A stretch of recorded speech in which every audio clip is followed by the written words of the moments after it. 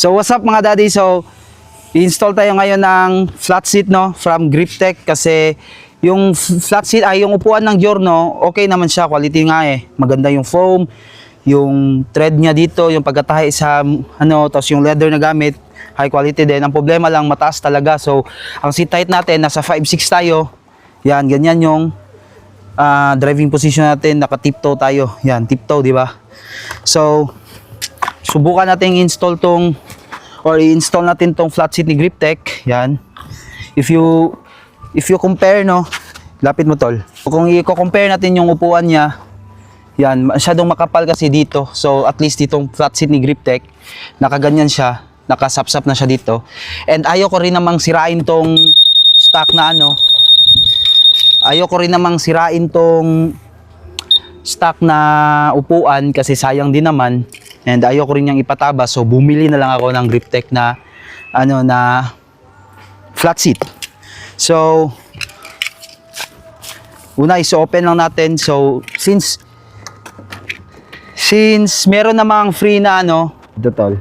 Yung free na meron namang free na tool si Giorno no, itong Giorno meron siyang basic na ano, screw and itong parang ano niya, pangtanggal to ng ano eh, ng spark plug. Yan. So, ito lang ang gagamitin natin. So, 4 lang tatanggalin na screw dito, 4. Ito, pagkita mo tol. Ito. 1, 2, 3, 4. So, ito yung tatanggalin natin. Yan, tatanggalin natin yung 4. Yan, tanggalin na natin. Lapit mo konti tol para makita nila tol. So tanggalin na natin tong screw dito. Tanggal nyo na, lagay nyo lang dyan para hindi nyo makalimutan. Yan. Lagay nyo lang sa tamang lugar. Para hindi mawala. Cameraman kasi natin, broken yan eh. Broken hearted yan guys. So dito naman, yung dito. Ito. Yan. Napadali lang. Sana nasundan nyo. Lagay nyo lang sa tamang lugar. Dito. Okay. So wag nyo na baklasin itong pinaka U-box. Ito lang. Ito lang sa gilid. Tanggal nyo yung mga bolt. Natanggal nyo na mga bolt. Gamit kayo nito. Yan, plastic. So, maganda sana kung meron nito. Kung wala naman, pwede nyo hilain. Pero maganda kasi kung meron nito kasi madali lang siyang tanggalin kung meron ganito. Yan, ganyanin nyo lang. Mas madali ito eh. Yan. Yan. Diba sa kabila naman. DR. Dali lang.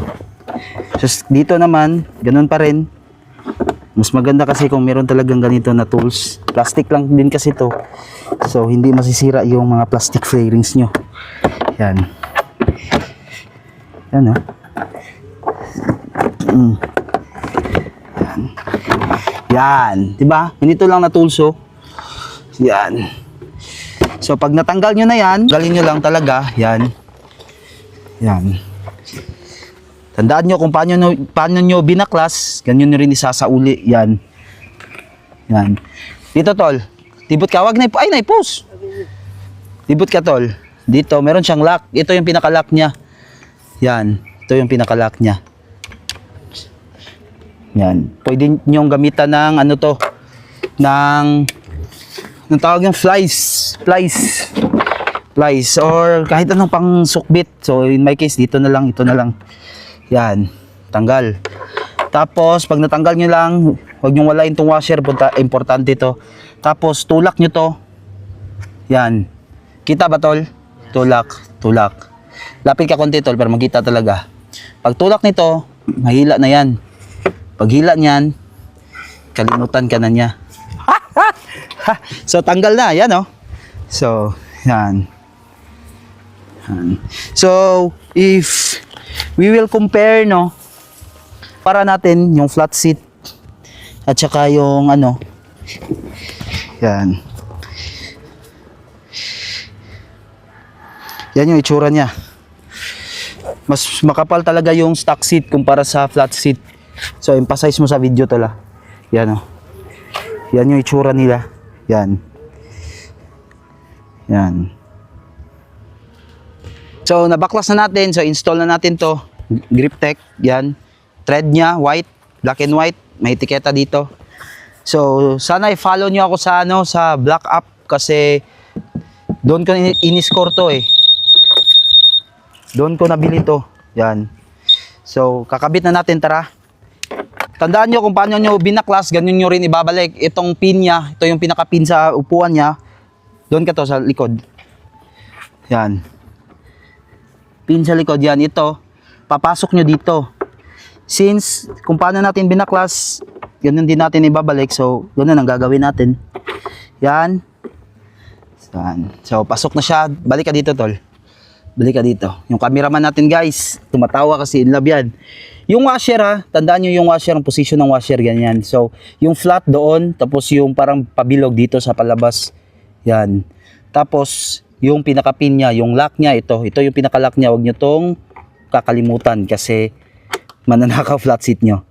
So, napaka-basic, ganun lang. Yan. Ganun ang position niya kanina. So, ganun din natin ibabalik. Yan, oh. Yan. So, try natin i-lock. Try natin i-lock. Yan. Yan. Yan yung itsura niya. Puan natin.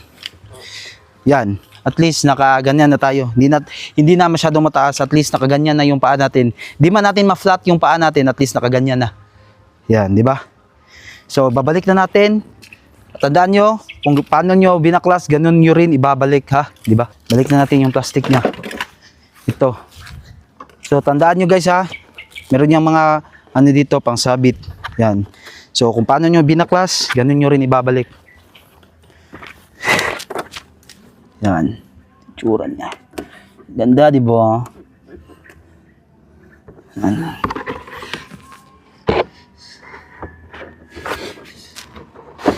So, ganyan nyo muna para mapasok nyo. Kasi di nyo yan mapapasok kung di nyo gaganyan.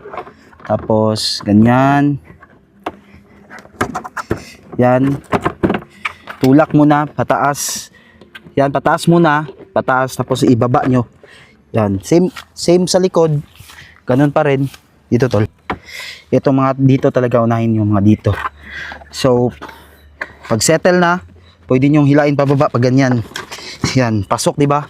Pasok. So, ganun din sa kabila. Yan. Ganun din sa kabila. Tol, dito tol. Yun lang. Babalik nyo lang yung mga screws. Tandaan nyo kung paano nyo tinanggal, ganyan nyo rin ibabalik. So, ito lang kailangan nyo na tools. Oh. Ito lang. Ito lang. Free lang din to sa pag bumili ka ng Giorno, free na to na tools.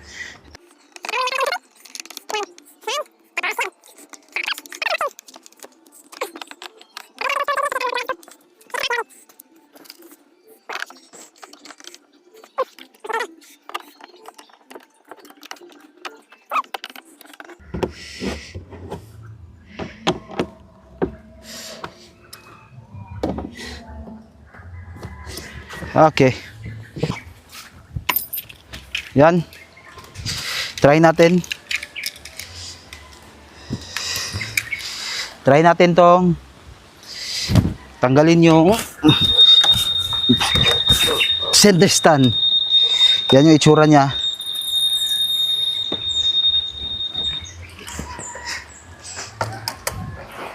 Yan.